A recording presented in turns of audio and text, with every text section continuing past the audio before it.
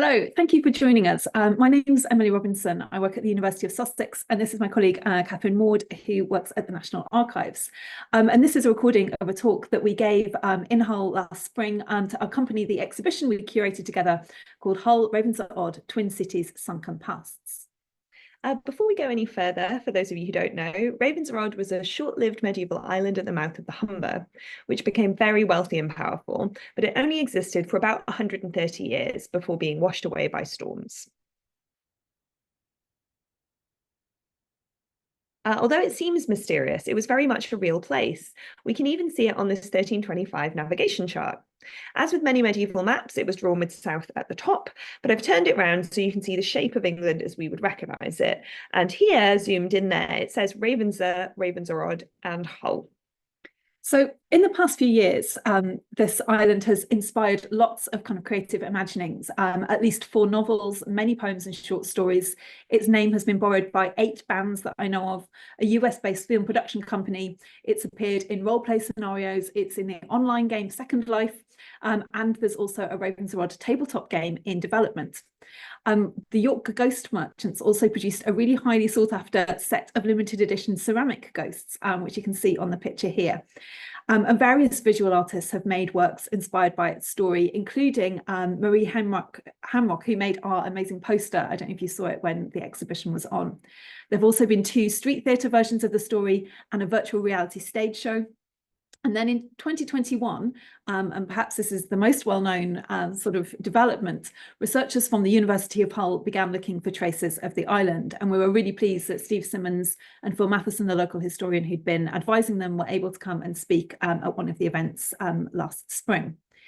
So we're really pleased to have been able to showcase a small part of this work in the exhibition. Any of you who were able to visit might have noticed one of the York ghosts guarding Hull's charter, as well as a whole set of new works imagining life on the island and its lost objects, produced by the school children of Easington and Patrington Primary Schools and Mallet Lambert School, working with Square Peg Hull, amazing creative practitioners.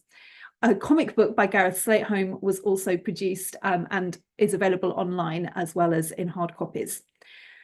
But of course, looking at the history of Ravenser Odd and at its sort of creative cultural afterlives are not separate endeavours. So researching this history has itself been a voyage through the works of those who've gone before us. Because although this history has never been very well known, we are by no means the first to try to piece it together. Interest seems to have begun around the 1820s, but we've really depended on the works of 2 slightly later Victorians. So first, Stuart Moore, who was a lawyer, and he was involved in a case about the Constable family's right to sell gravel from the Spurn foreshore in the late 1860s. So Moore had trained originally as an antiquarian, and he'd worked at the Public Record Office, which is the predecessor of the National Archives, where Kath works. And the translations that he made of the medieval documents there are now held at the Hull History Centre, which has been very useful for us, and particularly for me, because I can't read medieval Latin. The second Victorian whose works we've been dependent on was J.R. Boyle. So he was archivist of the Hull Corporation, which was the predecessor of the Hull History Centre. He's in this photograph here. And his 1889 book, The Lost Towns of the Humber, also contains translations and transcriptions of many of the records from what was then the Public Record Office. So as we've been tracking Ravenser Odd through the archives, we've also found ourselves retracing the footsteps of these 2 men who were employed by the predecessor institutions of both the National Archives and Hull History Centre. And most of the time, this retracing has been metaphorical. You know, we find what we think is a new piece of information, we get very excited, and then we discover that it's already there in Boyle's book. But sometimes it's also been physical. So in this document, which is a petition from the people of Ravenser Odd to become a borough, you can see that a 19th century researcher has painted over the name of the town with gallic acid. This was a common practice in the 19th century because it made the text easier to read, but only immediately. As the galling dries to a dark brown, it makes the text less legible over time. So not only does this galling on the Ravenser Odd documents physically demonstrate the 19th century interest in the island, but it feels like a peculiar interaction between us and them. Whether it was Moore or Boyle, or someone else entirely who applied it, their desire to see this history more clearly has made it harder for us to see at all. Nowadays, we would use UV light to read difficult to read passages like this. We've also found other traces of previous researchers using more recent technology, such as photocopy slips, which we think were probably left by Barbara English, author of The Lords of Holderness. Even photocopy would now be considered too risky for these delicate documents, as the bright lights involved can fade the ink. But it's not just previous research methods that have left their traces. We can also see the long legacy of J.R. Boyle and others in the way that the history is told and retold. The history of Ravenser Odd is understandably patchy, but for such a short-lived place, we actually know a surprising amount about it. This is because it became a royal borough, the focus of the exhibition that was on at the Hull History Centre. That meant it answered only to the king, so records like the manorial accounts, which otherwise would have been held locally, may or may not have survived, were actually part of the central government archive, which is where they were transferred to the Public Record Office, which later became the National Archives. But although we do know a lot of details, some of which are in the exhibition, others which we'll come to later, any of you who followed this history through blogs and social media posts are likely to know a few key facts about it. That its name is Viking, that the first inhabitant was Peter at Sea, that it was a pirate town, that it was somehow connected to Hull's famous son, William Delapole, and that it was destroyed in the Great Drowning of Men in 1362. You might also have heard stories linking it to sea monsters, calling it the Yorkshire Atlantis, or suggesting that the island formed around a submerged shipwreck. Each of these elements has its own history. They appear at different times in the retellings of the story, and they have different relationships with the medieval documents. Although, as we've said, we do have relatively extensive records of the island, there are also gaps and contradictions. Like any medieval history, it's slippery, and it's in those slippages, the stories that accumulate and the stories that get forgotten, that folklore is made. So, for instance, you will now very rarely read a story about the island that doesn't refer to it as Yorkshire's Atlantis. And this is obviously a nice journalistic shorthand. It tells us immediately that we're talking about a town lost under the sea, even if it does seem to suggest that Ravenser Odd was a kind of mythical civilization rather than a real town, very much rooted in the specifics of its local society and economy. But this association with Atlantis is actually very recent. It's only in the past few years that it really appeared, mainly in stories about the search for the remains of the town. So that's a particularly clear example of the way that these associations can appear and very quickly become fixed. Others are more nebulous, they come and go. So for instance, we sometimes hear the idea that people might have imagined the island as a sea monster. So this is from the introduction to a recent poetry collection by the poet Michael Daniels, who again spoke at one of our events, which we were really pleased about. So he said, believing it to be a beached monster, people rowed out to behold this supernatural occurrence. And it's a really suggestive idea. So none of the medieval records of Ravenser Odd mention this idea, but we do see it in other medieval sources of the same time. So this bestiary, which was written about the same time as the island appeared, described how Wales might appear to be sandy islands, which tempt sailors to set up camp on their backs and then plunge down into the depths of the sea, dragging the ships and the people with them. And then just a few decades before Ravenser Odd appeared, a traveller in Ireland had described how some local inhabitants noticed that a large mound of earth arose in the sea where land had never been seen before. Some of those watching said it was a whale or some other monstrous sea animal. Others said it was land. So the people keep sailing out to it, but every time they get there, it disappears as if descending to the sea before surfacing again as if it's playing a trick on them.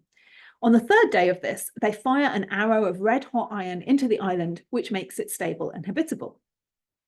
So modern writers have suggested that this story might have described a real island, perhaps Innisboffin off Galway. And it's entirely plausible that similar folklore may have gathered around Ravenser Odd at the time of its appearance. But if that is the case, then none of it has survived, or at least not that we have found. So when the local historian Lockwood Huntley, who was Beverley Borough librarian, wrote in 1914 that Ravenser Odd emerged out of the sea like the rounded back of some ocean monster risen to breathe, his imagery was more than visually arresting. Perhaps inadvertently, it evoked a medieval imaginary in which a strange new landmass could be rock, but might just as easily be flesh. Now, the way that these ideas travel is not straightforward, and we can't always point to a single line of influence. Sometimes people arrive at the same idea independently.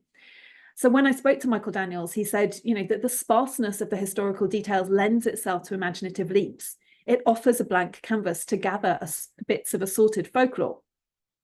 Another idea that appears in his poem is that Ravenser Odd was in some way connected to Odin and his two ravens, Hugin and Munin, who represent thought and memory. In writing about a lost island with Raven in its name, he said this felt almost irresistible. And others have used this idea as well, from a contemporary band to a 19th century antiquarian. The Reverend George Oliver dedicated a significant portion of his History of Grimsby to a highly embellished and quite strange account of Ravenser Odd narrated by one of these ravens. So in both of these cases as well, we see the suggestion that the name Odd even derives from Odin. So this idea is fairly niche, but it's not that far from the more mainstream accounts of the island's name, which is that it derives from the Old Norse for raven's tongue, Hrafn's air, Hrafn meaning raven and air meaning tongue. And this has become established as one of the sort of key facts about the island. And it's been taken literally in some creative works, such as a recent short story by the Scottish writer Virginia Crowe, which imagines a siren stealing the tongues of raven-haired islands because Lear, god of the sea, has taken her voice to stop her drowning sailors. But she discovers it's the island itself that is the raven's tongue and the way to break the spell. Sorry if that spoilt it for anybody. And this, of course, is the usual understanding of tongue in this context, a tongue of land, a headland, like the shape of Spurn Point. And this specific phrase comes from a poem quoted in an Icelandic saga about the Battle of Stamford Bridge and provided in translation in Boyle's text. He says, quote, "It gives the meaning of the place name Ravenser on ancient and unquestionable authority." But we're not quite sure that that's true. So the original poem doesn't seem to have this reference to the raven's tongue.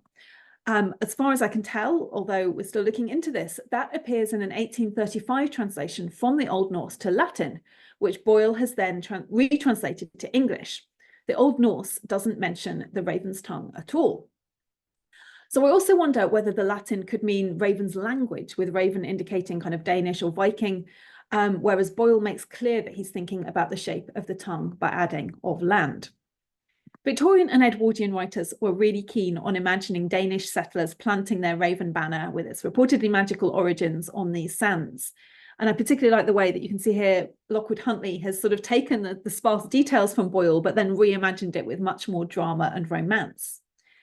But in 1837, a scholar of East Riding place names called A.H. Smith noted that the format of the word is possessive. So it's likely to have been named after a person. It's the sandbank of a man named Hrafn. But this idea doesn't seem to have inspired any creative imaginings yet. We haven't come across any stories asking who Hrafn was, where he came from, or what his life might have been like. So we have two possible explanations for this name, Ravenser, but only one, and perhaps the least plausible, has become part of the stories that circulate about the island and about its predecessor, Ravenser or Old Ravenser, on the mainland. We also don't know where the odd part of the name comes from. Again, it's been given Old Norse heritage, odd meaning a point of land. But not only would this be tautologous, Hrafn's headland, but there's no reason to look back to the Old Norse at all, given that the island emerged in the 13th century, long after the Vikings had either left or integrated. And in fact, the first recorded name we have for the island wasn't Odd at all. It was Ravenser Odd with a T, but as far as I can tell, it's never called that again. I've been tracking the name through the records at the National Archives to try and find out when and why the name changes happen. Here's the range of names I found, ordered by the date of their first appearance in the records. Odd in Middle English can mean out, as in away from a place. For example, out in sea, out at sea, or out to sea. So it's possible then that Ravenser Odd might be the existing place name, Ravenser plus out. It's Ravenser out, at sea. It's possible that this gradually changed to odd over time. Another possibility is that it reflected a new meaning of odd as extra or additional that came into use around this time too. Also, just a quick word on the obvious outlier in this selection, Lod. The name is only ever seen in the local manorial records. As an individual word, it was often associated with pilotage on the water, something that might have particular resonance in this area of shifting and often treacherous sandbanks. And we know that the Victorians were really interested in Vikings, so we can imagine why writers like Boyle emphasise his possible roots. Indeed, it's during the 19th century that the popular image we have of Vikings first appeared.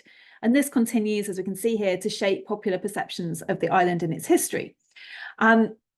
But this is not the only case of speculation on the part of 19th century historians becoming an established part of the narrative. We've also been thinking about the role of Peter at sea, who's one of the main sort of characters in popular retellings of Ravenser Odd's story. So he was a real person. He became one of the island's 2 MPs, and in 1310 he complained about having been robbed by Dutch pirates. But 2 decades earlier, he was on the other side of piracy accusations. The people of Grimsby took Ravenser Odd to court, accusing them of forcibly stealing their trade, and Peter at sea was one of the named defendants. We'll say a bit more about these accusations in a moment, but first I want to look at what this court case tells us about how the island of Ravenser Odd came to be. So in their testimony, the men of Grimsby said that about 40 years ago, a certain person appropriated a shipwreck, made it into a house, and started trading with passing ships. So this sort of makes Ravenser Odd seem illegitimate from its outset. There were strict laws at this time about claiming wrecked goods. But it's also notable that the same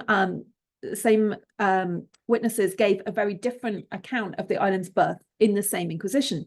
So in this version, they say that at first fishermen dried their nets there, then a few men began to live there, and afterwards ships began to trade.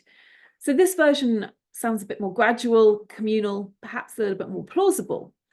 But it's the tale of the opportunistic individual which caught the attention of Victorian commentators, who made comparisons with Peggotty from David Copperfield, who also sort of turns over a boat to live in, and with Robinson Crusoe. And it was J.R. Boyle who gave that first islander a name, asking what could be more fitting than at sea. In fact, the dates, which also come from Boyle's work, mean that it was unlikely to have been the documented Peter at sea, because he died over 80 years after the likely settlement of the island. Other than the Grimsby court case, one of the main narrative sources we have about the island is the Chronicle of Bute Abbey. This was written sometime after the island's demise, around 1400, but gives a detailed account of its life and its death, which the Chronicle described as fitting punishment for, quote, its wicked works and piracies. This dramatic phrase has given us one of the other key elements of Ravenser Odd's story. In popular narratives about the town, it's often described as a pirate island, and people are, understandably, excited by stories of theft, murder, and mayhem on the high seas. Here are a couple of examples. We particularly liked All About History's suggestion that the island was a wretched hive of scum and villainy. But what evidence is there in the archives for Ravenser Odd's piracy? And was it unusually criminal by the standards of the time? So the people of Grimsby certainly thought so. As we've seen, they took the islanders to court, alleging that they were intercepting ships on the way to Grimsby and forcing them to dock at Ravenser Odd instead. In the investigation into these allegations, the people of Grimsby complained about the grievances and injuries done to the men of Grimsby by the men of Ravenser Odd and said their town had been much deteriorated. The court didn't find in Grimsby's favour, though. Ravenser Odd had not broken the king's peace, they were just more successful traders than Grimsby, and in the court records, the people of Ravenser Odd also say Grimsby's merchants were not paying fair prices for fish. The court case seemed to come down to jealousy rather than piracy. The next mention we have of Ravenser Odd's criminal behaviour comes from no less than King Eric II of Norway.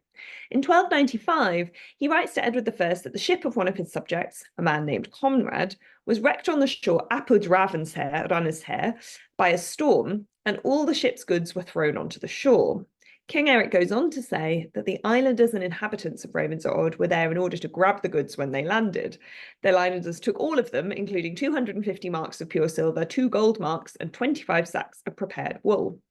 He asked that the value of the ship and its goods were returned to Conrad immediately. There's no record of a follow-up by King Edward, so it's unclear whether poor Conrad got his money back. This story shows us the people of Ravenser Odd were keen to take advantage of shipwrecks, but doesn't necessarily show that they were pirates. Waiting on shore for ships and goods to wash up in your waiting hands was illegal. All shipwrecks belonged to the local lord, but it isn't quite the same as jumping on board ships and taking them by force. In any case, piracy was very much in the eye of the beholder in this period. If the ship you seized belonged to a country at war with England, then it was legitimate salvage and you were working for the war effort. However, if the ship you seized was from a friendly country, then that was piracy and you could be punished. Of course, sometimes things changed fast in the world of international diplomacy and you found yourself on the wrong side of the law without realising. This happened to the people of Ravenser in 1297, just after their run-in with the Norwegian ship.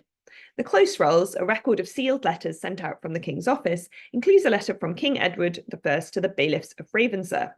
A ship belonging to a merchant from Holland called Didinus had been seized, brought to Scarborough, and then taken to Ravenser Odd. The king granted the seized ship to a man called William de Gronel of Grimsby to replace a ship that he'd lost while serving the king.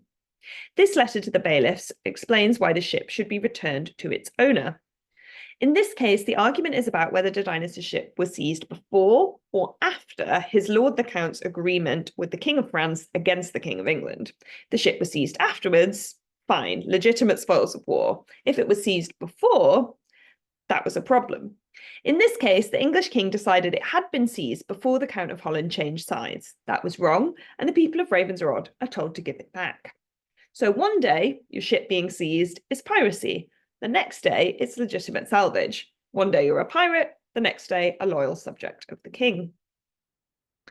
Another example of the people of Ravenser Odd being caught up in piracy comes in this letter they sent to Edward II in 1316. In this case, though, they were the victims rather than the perpetrators. Peter of Welwick and the burgesses of Ravenser Odd wrote to the king on behalf of Peter's son, William. William had loaded his ship with goods in Denmark and was travelling to Ravenser Odd to bring food to the family to sustain the town.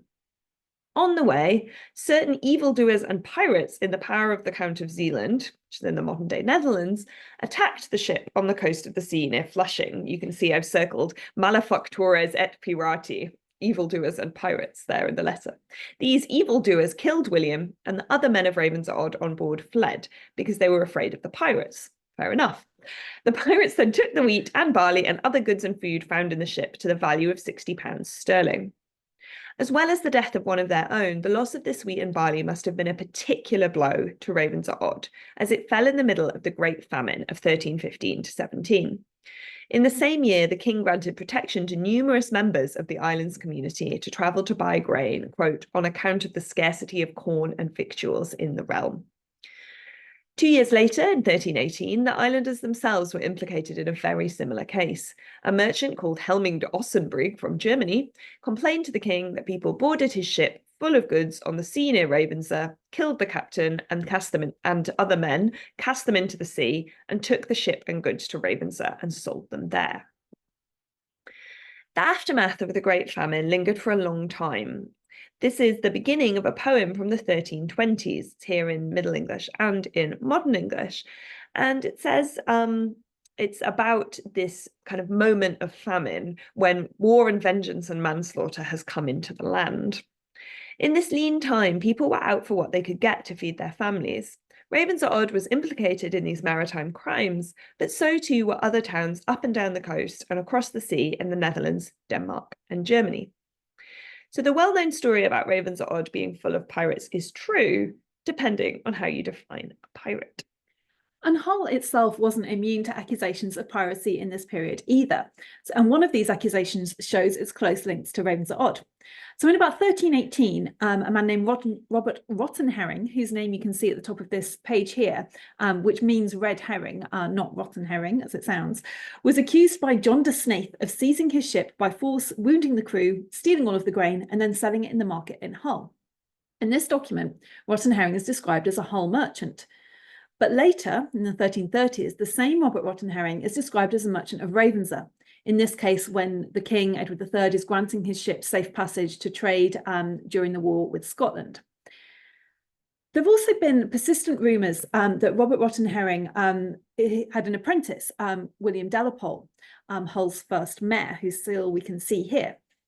So it's been suggested that William, whose family rose apparently from nowhere to great wealth and power, may have been born on the island. But the only information we actually have about this is that the Mute Abbey Chronicle says William was, quote, instructed at Ravenser Odd in the knowledge of merchandise. We don't know that the instructor was Robert Rottenherring, but there were lots of powerful merchants in Ravenser at the time, and lots of them owned property in both Hull and in Ravenser Odd. So most of what we know about the possible size of Ravenser Odd comes from records about its property owners, and these suggest it was pretty large. So for instance, we know that one woman, Cecily de Selby, lost 145 houses there in a storm. Now, we don't even know if this was the full extent of her property. The record suggests that 200 houses plus many more were destroyed in that day, but that this was only 2 parts of the town. It's not clear how many parts there had been. So it seems likely that at its peak, there were at the very least 300 houses and upwards of 1,000 people. We know there were 2 windmills, a tannery, a goldsmith's, a busy courthouse, a prison, and a stone church. So Gareth Slate-Home, whose comic we mentioned earlier, is a local artist, and he's been using these records to try to piece together what it might have looked like. This is a model he made. One of the other sort of often repeated facts about Ravenser Odd is that it was a victim of the Grote Mandrenke, or the St. Marcellus flood of 1362, which claimed around 25,000 lives across Northern Europe. This is a monument in modern-day Germany. So the idea seems to have begun sometime in the 2000s, and it's now invariably used in stories about the town. Before that, most texts just refer to a series of storms, and several only date the final destruction of the town to the 1390s. And again, we think that, that the name is a big part of the attraction. Grote Mandrenke means the great drowning of men. A very dramatic image. But while it's certainly possible that the final remnants of the town were swept away that day, it doesn't seem that there was anyone left there to drown. From 1329 and throughout the 1330s and 40s, the islanders repeatedly petitioned the king for money for flood defences and for tax exemptions because so many taxpayers were leaving. Though we've also just discovered that when the windmills were destroyed in the early 1330s, one of them was rebuilt, suggesting that it didn't seem like a completely lost cause at that stage. In 1343 and 1346, the king sent investigators who confirmed that the islanders were telling the truth about not being able to pay their taxes, although you can see why he doubted them. By the latter day, only a third of the inhabitants were left, and they could no longer pay the taxes the king demanded, and he ordered the tax burden should be reduced. There were 2 further documents that confirm the island's destruction. This is a document from 1352 about the death of a man called Peter Cock. His daughter, another Cecily, was ready to inherit his property. Unfortunately, according to the Inquisition, another document that previous scholars tried to read with gallic acid, you can see the stains there, by 1354, his property on Ravenser had been wasted by the tides of the sea and the Humber and was annihilated by the sea. So Cecily got nothing. The second record of the island's demise is this manorial account document, which we managed to show in the exhibition at the Hull History Centre. It lists the annual expenses and income from different places within a larger estate. Down the left side of the document, there's a list of place names, and then the accounts are written by each place. Down the left side of this manorial record, we see Wildfleet, Potterfleet, Staneth, and Ravenser Odd at the bottom there in the circle. The first 3 have the accounts written out next to them, but Ravenser Odd just has a blank space, presumably because by this time it had sunk beneath the sea. Although, and this is kind of an interesting element, an interesting postscript, we've recently found record of Ravenser on this map, which was created around 1375 by a Jewish book illustrator in Mallorca, Crescas Abraham. You can see here Boston and then Ravenser, and then a couple more places which we're still trying to identify. Answers on a postcard, please. And then Hull. 1375 is considerably after these last records from Ravenser Odd itself, but we're still finding records at the National Archives, so we may find something else. At the moment, we're assuming this is because there was a lag between gathering the information, which covered the whole known word at the time, and creating this map in 1375. And then in that space of time, Ravenser Odd was destroyed, which makes this last trace all the more intriguing, a map of a place that no longer existed. But to stay in the moment of destruction, the best-known source is the Muirby Chronicle, which we mentioned earlier, with its graphic and almost gleeful descriptions of the repeated flooding of the island. It said that in 1355, the chapel at Ravenser Odd was destroyed to the foundations, and the corpses and bones of the dead there buried horribly appeared. This has, understandably, as it's a bit grisly, become canonical fact. But chronicles do not have the same status as some of the other documents that we've shown, some of which we've absolutely delighted to be able to show in the exhibition at the History Centre. They were written for a purpose, and in this case, several decades after the events in question. It's also worth noting that the monks of Mew, who wrote the chronicle, had themselves lost land on Ravenser Odd, so they might have had cause for specific grievance. So we have this set of overlapping stories, which have been repeated with different kind of emphases, different additions and omissions over time. And this starts with the stories told by Grimsby's merchants to the Inquisition and the slightly retrospective Chronicle of Meaux, then leads through the Victorian and Edwardian historians, through 20th century researchers, and into the explosion of interest we've seen over the past few years. History isn't just what happened, it's also the stories we tell about it. So as well as trying to sort of piece together the history itself, we're interested to know why it's re-emerging and how it's circulating. Why now? What is it telling us? What are we using it to tell ourselves? And we're also aware that our own work is intervening in this story. So we've been particularly pleased, as Kath said, to be able to bring national archives together with the local records, because too often these are separate entities telling separate stories to different audiences. Documents themselves have histories. And the exhibition at the Hull History Centre has become part of this one. It's the first time that these documents have left London since the Middle Ages, with the possible exception of wartime evacuation. And we spoke at the beginning about the physicality of documents, and that's been a big part of the work of bringing them here. You know, they had to be assessed, their condition assessed, they were cleaned and flattened and re-rolled, special mounts were made, secure cabinets, and then the staff had to really carefully monitor the conditions in Hull, which is not easy in a glass building, if any of you have visited there. So we've been really grateful to everybody who has worked on that. Alison Archibald at the National Archives, Martin and Joey at the Hull History Centre. It's been immeasurably important. And it's helped to rewrite, to write a new chapter in their story. And also the work of the children and the Square Peg Arts in sort of imagining other aspects to the life of Ravenser Odd, which we will perhaps never know what really happened. So that has become a new part of the story as well. Thank you. Thank you.